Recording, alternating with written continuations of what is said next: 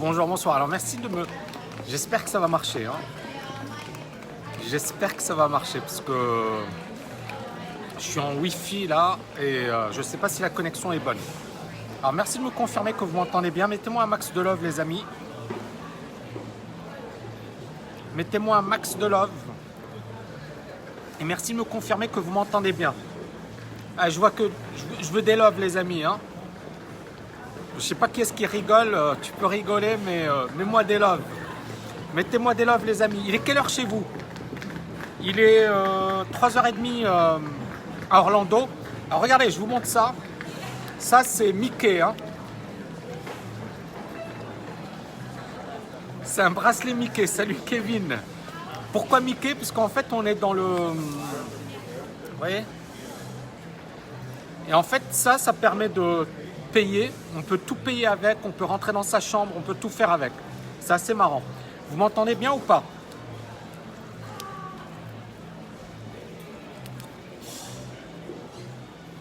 Mickey, Walt Disney. Alors justement, puisqu'on est aux États-Unis, 19h30, ok, super. Puisqu'on est aux États-Unis, je voulais vous parler de... Alors il y a des questions qui reviennent souvent. Tammy, est-ce qu'il faut se former aux États-Unis? Est-ce que les meilleures formations sont aux États-Unis? Vous m'entendez bien ou pas? Mettez-moi un max de love, je vois des gens qui sont tristes. Et merci de me confirmer que vous m'entendez bien parce que...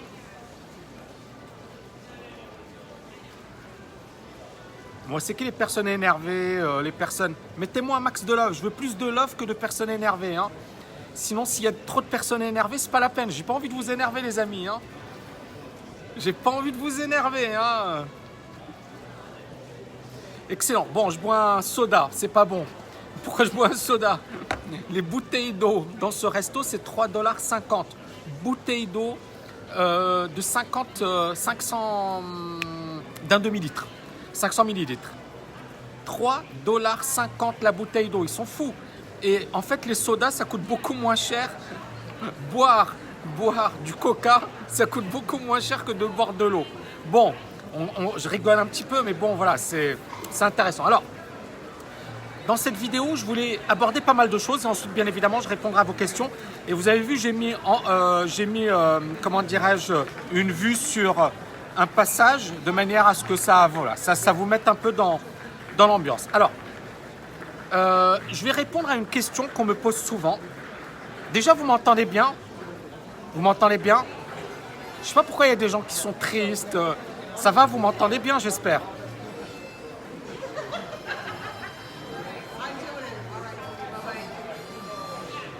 Ok, bon.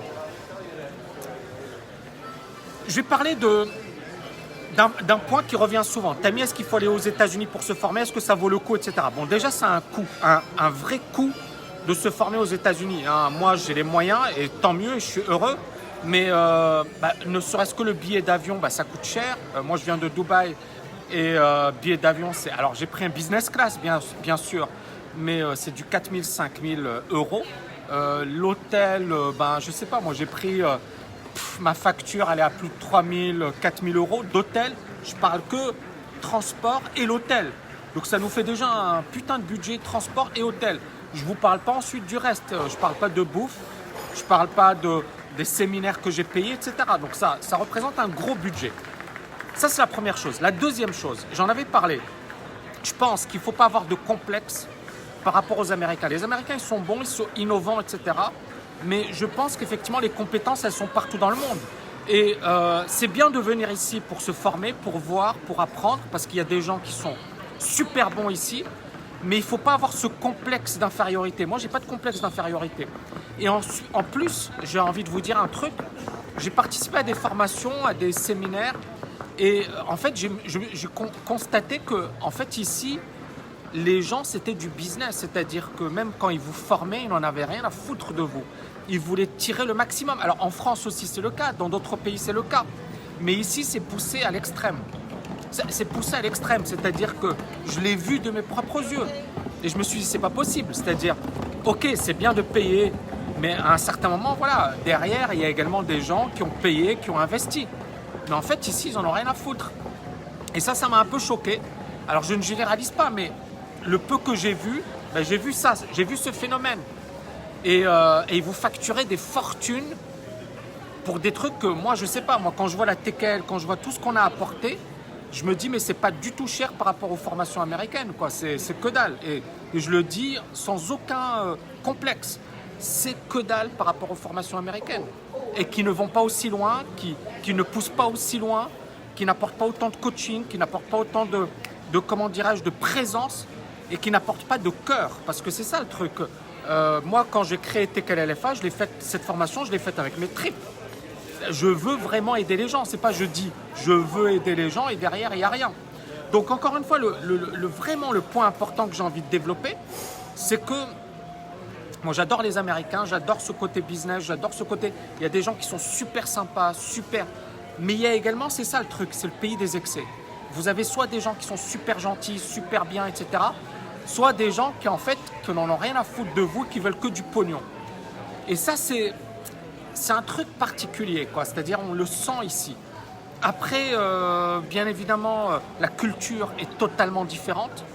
On n'est pas en Europe. Moi, je sais pas. Moi, Dubaï, je trouve que Dubaï, c'est plus proche de l'Europe ou de l'Afrique ou de l'Asie que des États-Unis. En fait, les États-Unis, c'est un autre monde. C'est ça ce qui est dingue. C'est un autre monde, une autre culture, une autre manière de voir les choses. Et c'est la première puissance économique également. Donc je pense que en fait ça vaut le coup de venir ici. C'est hyper instructif. C'est bien de se confronter finalement aux Américains. Mais vraiment, et le message que j'ai envie de vous passer, c'est que les cerveaux, il y en a partout. D'accord ? Les têtes, il y en a partout. Les gens qui apportent de la valeur, il y en a partout. D'ailleurs, c'est quelqu'un qui me disait, voilà, si les ingénieurs français... Il y a beaucoup de Marocains, beaucoup de Britanniques, beaucoup d'Indiens, beaucoup de Chinois qui vont aux États-Unis. C'est que, voilà, ces compétences, ils ne les ont pas créées en interne, d'accord ? Ils les importent massivement. Donc c'est la raison pour laquelle il ne faut pas avoir de complexe. Mais il faut apprendre. Et moi, c'est pour ça que je suis venu ici, parce que moi, je suis à un stade où je veux vraiment faire monter en puissance la TKL. Et comment faire monter en puissance la TKL ? Il faut étudier. Il faut étudier ce que font les meilleurs. Je sais qu'il y aura Tony Robbins cette semaine. Il y aura vraiment certains des meilleurs de la planète. Et moi, mon but, c'est vraiment de m'inspirer, de voir un peu ce qui se fait. Mais j'ai aucun complexe, les amis. Et c'est le message que j'ai envie de vous passer. N'ayez aucun complexe. D'accord ? On a tous ces points forts, tous ces points faibles. Mais encore une fois, il n'y a pas de... Voilà, il n'y a pas de... moi, je le lis souvent. Est-ce qu'il faut venir aux États-Unis pour se former ? Est-ce que ceci, est-ce que cela ? Certainement pas. Certainement pas, d'accord ? Si c'est quelque chose que vous avez vraiment envie de faire, vous voulez aller à Harvard, génial. Mais encore une fois, il y a voilà, je vois par exemple des anciens étudiants à moi qui étaient à Dauphine. Dauphine, c'est une excellente université. Et Dauphine, moi je sais pas, mais c'est le top. Donc, et c'est pas gratuit, mais presque par rapport aux États-Unis. Donc attention à ne pas avoir ce complexe. Alors ensuite, est-ce que vous avez des questions à me poser déjà ? Est-ce que vous avez des questions à me poser ? Il y a beaucoup de personnes qui m'ont demandé pourquoi je suis venu ici. Bon, je l'ai expliqué. Moi, mon but, c'est de faire passer la TKL vraiment à un autre stade, d'accord ?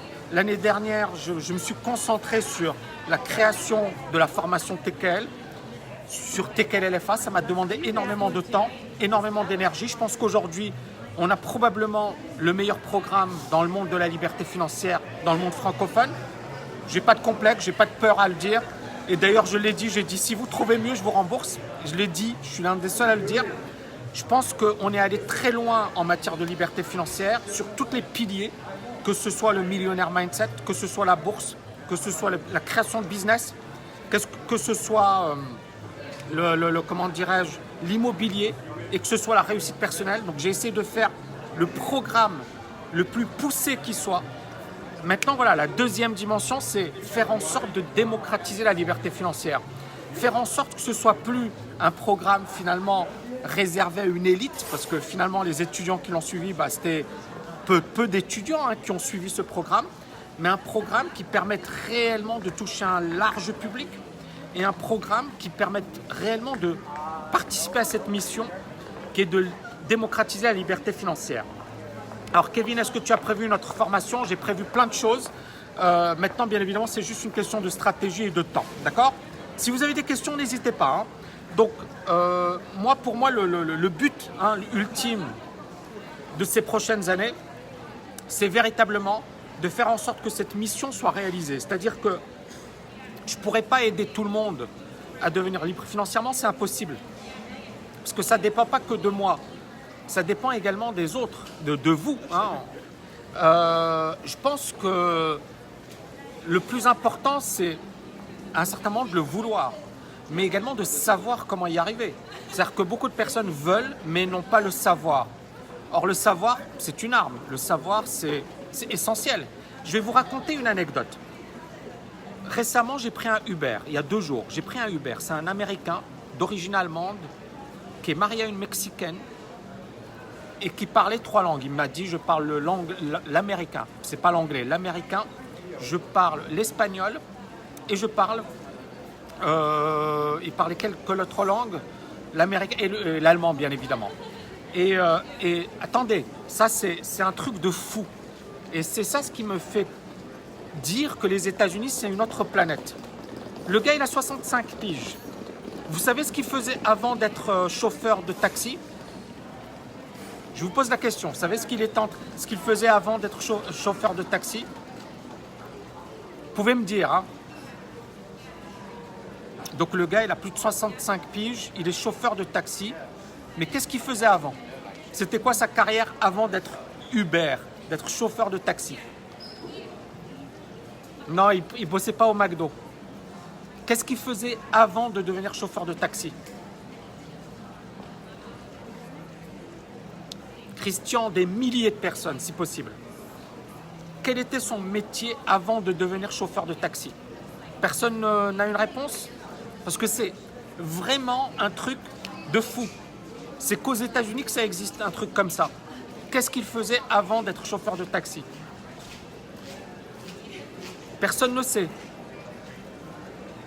Non, pas livreur. Qu'est-ce qu'il faisait avant d'être chauffeur de taxi? Pas trader. Qu'est-ce qu'il faisait avant d'être chauffeur de taxi? C'est énorme le truc. Non, il faisait pas le ménage, pas la plonge, il faisait pas ça. Il était ingénieur, professeur à l'université, à Florida Tech. C'est l'une des meilleures universités en Floride, je pense même aux États-Unis, c'est une très bonne. Il était professeur à l'université, le gars. Professeur, et il était ingénieur.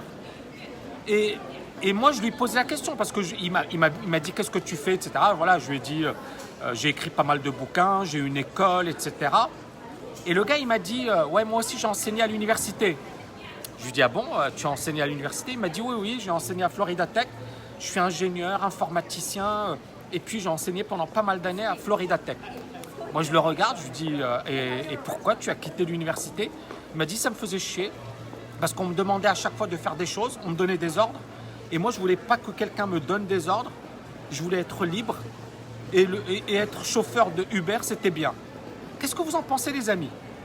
Et après, vous savez ce que je lui ai dit? Je lui ai dit, mais attends, tu es ingénieur, tu as des compétences, tu peux les monétiser, tu peux créer ton mini-empire sur Internet, tu peux enseigner, et par le biais d'Internet. Et lui, il me regardait un peu bizarrement, il disait, mais qu'est-ce qu'il raconte ce gars-là? Moi, je suis chauffeur de Uber, je suis content d'être chauffeur de Uber. Et est-ce que vous comprenez quand je vous dis le savoir est une arme? Le savoir est une arme, c'est-à-dire que lui, il est universitaire, professeur à l'université, il se fait virer de son université parce que bon, il n'aimait pas ou il n'exécutait pas. Il est chauffeur de taxi, alors qu'il aurait pu faire, et je ne dis pas encore une fois, ce n'est pas péjoratif à l'égard des chauffeurs de taxi, mais tu es ingénieur, tu es universitaire, tu peux quand même développer des choses, d'accord? Et donc, chauffeur de taxi, c'est-à-dire que le gars, en fait, il était limité par cette notion de liberté. Et je pense qu'il n'avait pas conscience qu'il pouvait développer quelque chose. L'autre point intéressant, c'est qu'il avait plus de 65 piges, les amis. C'était pas un petit jeune de 20 ans, 30 ans. Il avait plus de 65 piges. En France, est-ce que vous imaginez ça? Une seule minute. Bien sûr, il recherchait la liberté. Et vous comprenez pourquoi TKL LFA, c'est puissant? Parce que franchement, tout le monde ne va pas Voilà, mais après c'est une question de travail, une question de volonté, une question de persévérance. Mais quand vous avez un plan, à un certain moment, vous bossez et vous faites ce qu'il faut, vous faites le nécessaire. Vous voyez ce que je veux dire, les amis? Donc, franchement, c'est hyper instructif. C'est pour ça que les États-Unis, c'est bien. En fait, c'est pas que les États-Unis, c'est voyager dans le monde. Moi, j'étais en Malaisie, j'étais en Indonésie, j'étais en Thaïlande, j'étais, comment dirais-je, dans plein de pays, à Hong Kong. Et en fait, j'adore voyager parce que à chaque fois qu'on voyage, en fait, on apprend des choses. On découvre de nouvelles cultures, une nouvelle manière de voir les choses. Et ça nous ouvre l'esprit. Ça nous ouvre l'esprit. Donc, pour moi, c'est ça l'intérêt dans un voyage. C'est vraiment de connaître les gens, d'apprendre à les connaître, bien évidemment de leur poser des questions, etc. Voilà les amis, est-ce que vous avez des questions? Et ensuite, je vous quitte. Mais très instructif, j'ai partagé avec vous, j'ai tourné plusieurs vidéos. J'ai quelques soucis avec Internet, malheureusement. C'est pas génial l'Internet ici, ce qui est bizarre. Donc c'est pour ça que je fais pas beaucoup de live, mais là voilà, j'ai fait un live à l'extérieur. Apparemment ça marche plutôt bien. Pas de questions les amis? Écoutez, je vous embrasse. Je vous envoie un max de love et je vous tiendrai au courant. Demain ça commence, on a pas mal de choses. Ensuite j'irai à New York pendant une semaine. Donc fin de cette semaine, j'irai à New York, d'accord? Je pense le dimanche ou le lundi d'après. J'irai à New York 5 jours. Idem, je ferai pas mal de vidéos, etc. Parce que je pense que ça vaut le coup. Et puis, retour à Dubaï. Dubaï me manque. Je vous embrasse les amis et je vous dis à bientôt. Ciao, ciao, ciao. Mettez-moi un max de love. Mettez-moi un max de love. Ciao.